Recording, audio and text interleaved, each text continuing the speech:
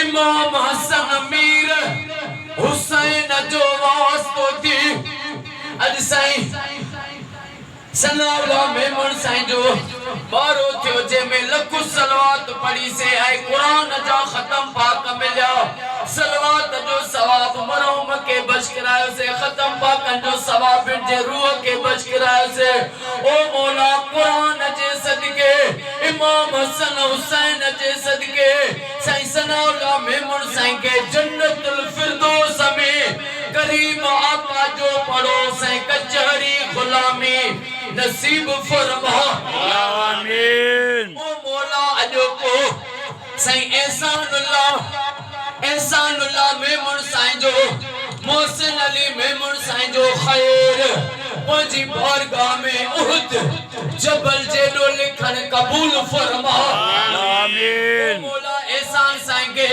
मोहसिन अली के सेहत वडी खिजरी हयाती अता फरमा आमीन। एहसान अली साईं जे सबनी घर वारन के अम्मा मिठी के भेनुरन के सेहत दे ऐं कयामत ताईं आबाद फरमा आमीन। हाजी हिजबुल्लाह मेमन साईं के सेहत वडी हयाती अता फरमा आमीन। ओ मौला साईं जे सबनी भारन के भाजन के साईं खादिम हुसैन साईं के फरादन साईं के साईं जी अम्मा के सेहत अता फरमा आमीन। साईं अब्दुल जब्बार मेमन साईं के अब्दुल जब्बार साईं जे बचड़न के नबी साईं जो वास्तो थी बीमारन का शफा दे पनाह अता फरमा आमीन। जेके भी मेमन हिन दुआ में शरीक आहिन चादरे ज़ैनब जो वास्तो थी सबनी जा क़यामत ताईं बच्चा घर आबाद फरमा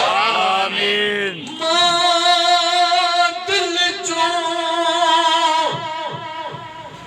गुजरियो गालियों मिठा तोखे न चवा त भला के चवा ओ मुझा रब नबी साईं जे सदके अज एहसानुल्लाह मेमन साईं जे ऐं असां सभिनी जे दिलनि जूं जाज़ तमन्नाऊं पूरी फरमा आमीन। साईं अल्लाह यार फुल पोटो साईं जा बच्चा घर आबाद फरमा आमीन। अल्लाह यार साईं जे न्याणियूं मुझो न्याणियूं औलाद जे लाइ दुआ जे लाइ चयो तो इमाम हसन हुसैन जो वास्तो थी न्याणियुनि के नेक औलाद हिन साल जल्दी अता फरमा आमीन। मोहम्मद ज़ीशान साईं के रोजगारी अता फरमा आमीन। जेके भी बीमार आहिन उन्हनि के शफा अता फरमा आमीन। बे औलादन के औलाद अता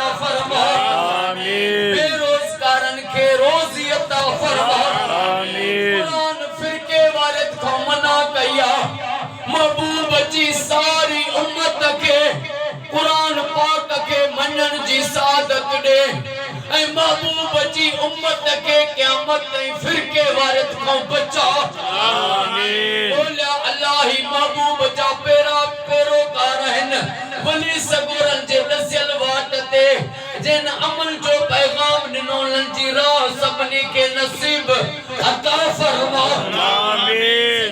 दुनिया में हर मोमिन जे घर घर में लख सलवातों थियनि या दुआ कबूल फरमा आमीन। ओ मौला एहसानुल्लाह मेमन साहब जे लाइ भी ऐं जे भी साईं के दुआ जे लाइ चयो उन्हनि जो बेड़ो तार आमीन। एहसान ऐं मोहसिन साईं के रोज़ी में ज़ाहिरी ऐं ग़ैबी कंज अता फरमा आमीन।